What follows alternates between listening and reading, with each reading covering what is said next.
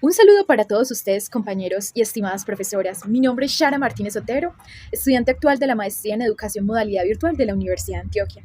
Y para dar inicio a esta videoponencia, quisiera plantearles un escenario de reflexión que nos va a permitir introducirnos al fenómeno educativo que pretendo investigar. Pensemos en un niño que está aprendiendo una canción nueva en inglés. Esta canción puede ser sobre los números, los verbos, el clima, los colores, etc. Este mismo logra comprender y repetir las frases que se dicen así con facilidad, pero que en una interacción cotidiana este jovencito no consigue utilizar esas mismas palabras para comunicarse. A partir de esta situación surge una pregunta orientadora. ¿Por qué existe una brecha entre la comprensión del idioma y su uso oral efectivo? Esta tensión no es un caso aislado, sino que se configura como un fenómeno educativo relevante en la enseñanza del inglés en la infancia. Y bueno, tal como se ha dicho anteriormente, Melodías que hablan surge de esa problemática concreta en la enseñanza del inglés en la infancia, que es esa dificultad de los niños para pasar de la comprensión del idioma a su uso oral efectivo. En este sentido, es pertinente citar al autor Lev Vygotsky, que habla de que el lenguaje se entiende como un proceso social y mediado, lo cual implica que aprender no es solo recibir información, sino interactuar y construir significado, y a eso es a lo que le apuesta Melodías que hablan. Bueno, y para comenzar es importante situar el fenómeno educativo que da origen a esta investigación. En la Escuela de Idiomas de Classroom, localizada en La Ceja, Antioquia, que es la institución con la que yo trabajo actualmente, se observa que los niños comprenden vocabulario y estructuras básicas en inglés, pero estos mismos presentan dificultades significativas al momento de producir oraciones oralmente. Esto coincide con lo planteado por el autor Stephen Krashen, quien señala que la adquisición de una lengua no garantiza automáticamente su producción. Asimismo, John Flavel advierte que sin procesos metacognitivos en la adquisición de una lengua que estemos aprendiendo, esto no necesariamente va a garantizar automáticamente su producción y su uso en la vida cotidiana. Asimismo, nos apoyamos de pronto en los autores como John Flavel, que advierte que sin procesos metacognitivos el estudiante no logra conciencia ni control sobre su propio aprendizaje.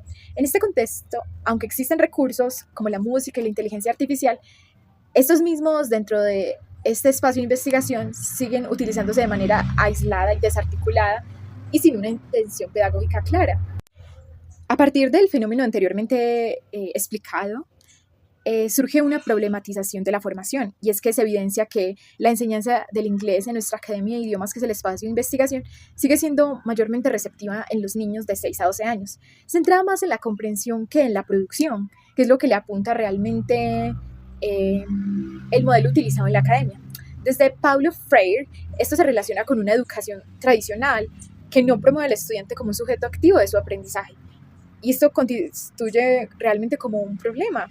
Además, el uso de las tecnologías y recursos como la música o la inteligencia artificial, que hoy en día están de la mano, no siempre responde a una intencionalidad pedagógica clara, lo cual ha impactado la formación educativa de la enseñanza del inglés en los niños de este rango de edad. Bueno, ahora seguimos con nuestra pregunta de investigación. ¿Cómo aprende el ser humano a usar el lenguaje? ¿Cómo se vuelve el ser humano consciente de su aprendizaje? Estas son dos preguntas desde la antropología que guían esta propuesta investigativa. Listo, ahora vamos a ver ese horizonte teórico el cual está cimentada esta investigación. En esta diapositiva vemos claramente las palabras como metacognición, aprendizaje significativo, lenguaje como proceso social, música y por supuesto inteligencia artificial. Realmente los 4 conceptos en los cuales se sustenta la propuesta investigativa son: el primero sería la metacognición, que como John Flavel, que es autoridad pues en este tema, habla de que este concepto alude a esa capacidad de monitorear y de regular el propio aprendizaje.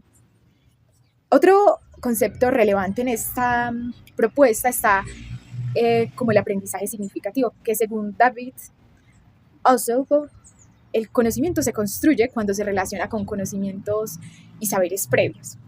En tercer lugar, el lenguaje como proceso social, desde Vygotsky y Brunner, que son como los autores que utilizamos para pues estar armando toda esta propuesta. Y finalmente, pues la música y la inteligencia artificial son 2 concepciones que van de la mano y son los mediadores pedagógicos que potencian la motivación, la memoria y la retroalimentación del aprendizaje. Finalmente, para cerrar un poco lo abordado en esta disertación, Esta investigación no propone simplemente una mejora metodológica, sino un cambio de enfoque en la enseñanza del inglés que podría aportar mucho a los contextos de educación no formal. Durante mucho tiempo, el aprendizaje se ha centrado solo en la comprensión del idioma. Sin embargo, comprender no garantiza comunicar, y esto es básicamente lo que le apuesta a esta investigación.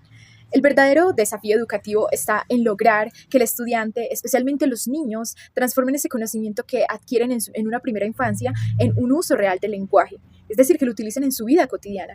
En este sentido, esta propuesta plantea una integración bastante intencionada entre música, inteligencia artificial y metacognición, no como herramientas aisladas, sino como mediaciones que permiten activar, regular y dar sentido al aprendizaje. Así el estudiante deja de ser un receptor de contenido y se convierte en un sujeto activo, capaz de comprender, reflexionar y producir lenguaje de manera autónoma. Como plantea este autor que hemos mencionado a lo largo de esta disertación, Paulo Freire, educar no es transferir conocimientos, sino crear las condiciones para su construcción. Y es precisamente en este punto cuando el lenguaje deja de ser contenido y se convierte en comunicación. Muchísimas gracias.